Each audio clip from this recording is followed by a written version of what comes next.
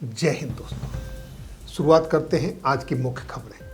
सर्वप्रथम army medical course day के शुभ अवसर पर सेवारत और सेवानिवृत्त डिफेंस सिविलियन और डिफेंस पर्सनल तथा उनके परिजनों को 261वें चिकित्सा मेडिकल कोर्स दिवस की तहे दिल से हार्दिक शुभकामनाएं। अगली खबर, दिल्ली हाई कोर्ट ने सैनिकों के लिए विकलांगता पेंशन को बताया आवश्यक और केंद्र सरकार की अर्जी को किया खारिज। साथियों, हाल ही में एएफटी ने डिसेबिलिटी पेंशन पर सैन्य कर्मियों के हक में 2 फैसले दिए थे, जिसके खिलाफ गवर्नमेंट ने हाई कोर्ट का दरवाजा खटखटाया। वहां पर हाई कोर्ट दिल्ली ने यह टिप्पणी की कि पूर्व सैनिकों की विकलांगता पेंशन उनका हक है, उनकी आवश्यकता है।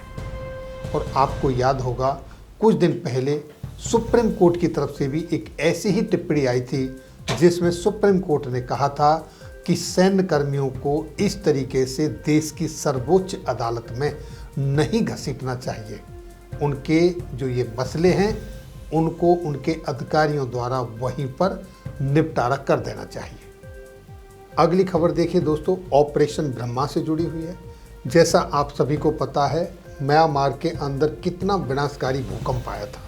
वहां पर भारतीय सहायता दल की जो टीम है वो बड़ा ही सराहनीय काम कर रही है, जिसकी वहां पर काफ़ी प्रशंसा भी हो रही है।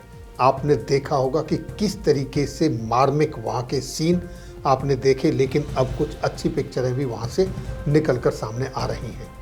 एक होटल के मलबे से 108 घंटे के बाद एक 26 वर्षीय युवक को जिंदा भी निकाला गया है। वहाँ भारतीय सहायता दल के साथ साथ अन्य देशों के भी सहायता दल काम कर रहे हैं। तो दोस्तों, चलते हैं अगली खबर की तरफ। कहते हैं नेचर और सिग्नेचर कभी नहीं बदलते। भारतीय सेना में सुमित नाम का एक शख्स 2015 में स्नाइपर के रूप में भर्ती हुआ और 2023 में लखनऊ के अंदर उसके ऊपर धोखाधड़ी, 420 बलात्कार जैसे जघन्य अपराधों में मुकदमा दर्ज हुआ।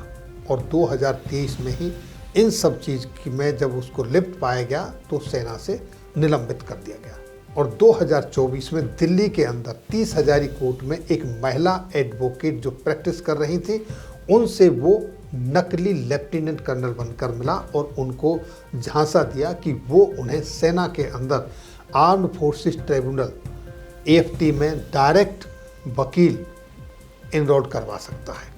इस तरीके से झांसा दिया और उसके भाई को भी जॉब लगवा देगा। और उसने उनके पापा को कॉन्ट्रैक्ट दिलाने के नाम पर भी पैसे ठगे। इस तरीके से उसने उनसे लाखों लाखों रुपए कई बार ठगे। और जब मामला खुला तो पता चला कि वो सेना का निलंबित बर्खास्त एक नकली लेफ्टिनेंट कर्नल है।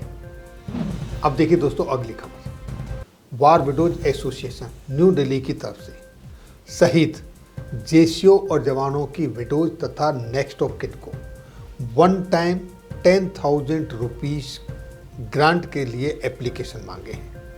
और उन्होंने ये लेटर लिखा है 1947-48 के वार और कन्फ्लिक्ट से लेके टिल डेट अब तक जो भी जेसीओ जवान शहीद हुए हैं, उनकी विडो और नेक्स्ट ऑफ किन को 10,000 रुपये 1 टाइम ग्रांट दिया जाएगा। उसके लिए एक इन्फॉर्मेशन मांगी है, वो कहाँ से क्लेम होगा, कैसे क्लेम होगा, ये सारी इन्फॉर्मेशन आप पढ़ सकते हो इस लेटर में। नेक्स्ट खबर दोस्तों, नई दिल्ली के अंदर सेना के टॉप कमांडर्स का एक सम्मेलन चल रहा है 1 अप्रैल से, और जिसका आज आखिरी दिन है। इस सम्मेलन में सेना को किस तरीके से चुस्त, अनुकूलनीय, तकनीकी रूप से सक्षम, भविष्य के लिए तैयार सेना के लक्ष्य के अनुरूप वरिष्ठ पदानुक्रम, प्रभावी निर्णय लेने के लिए नई पद्धतियों की शुरुआत, ये सब विशेषज्ञों का गहन विचार विमर्श इस सम्मेलन में हो रहा है। और अन्य मुद्दों के अलावा समग्र संगठनात्मक स्वास्थ्य को बढ़ाने और फील्ड आर्मी की प्रक्रियाओं को कैसे आसान बनाया जाए, इन सब पर ध्यान केंद्रित करेंगे। और इतना ही नहीं, साथ ही साथ मंच से सैनिकों और उनके परिवारों के जीवन की गुणवत्ता बढ़ाने के उद्देश्य से अपने कर्मचारियों के कल्याण और भलाई से संबंधित मुद्दों पर भी विचार, ये सारे मसले इस सम्मेलन में। और आज ये क्लोज हो रहा है, आज इसका समापन होगा। तो क्या निकल के आता है बाद में ये आपको पता चलेगा। 2 अप्रैल की अपडेटेड अगली खबर, शहीद सेंट्रल आर्म्ड पुलिस फोर्स तथा आसाम राइफल के कर्मचारियों के परिवारों को जो मुआवजा मिलता है उसका एक विवरण, अब से पहले कितना था और अब कितना है। जैसे दोस्तों, ड्यूटी के दौरान अगर किसी की मृत्यु हुई है तो पहले 10 लाख रुपए मिलते थे, अब 25 लाख रुपए हैं। अगर सीमा पर कोई झड़प हुई है उग्रवादियों के साथ, आतंकवादियों के साथ, चरमपंथियों के साथ, तो पहले जो 15 लाख रुपए मिलते थे अब वहाँ पर 35 लाख रुपए का प्रावधान है। इसी तरीके से केंद्रीय सशस्त्र पुलिस वेतन पैकेज के टाइम पे जो पहले 60 लाख रुपए मिलते थे अब उसको बढ़ा के 1.1 करोड़ यानी 1 करोड़ 10 लाख रुपए कर दिए। और इस तरह का पूरी जो इन्फॉर्मेशन है वो आप ये लेटर है उसमें देख सकते हो।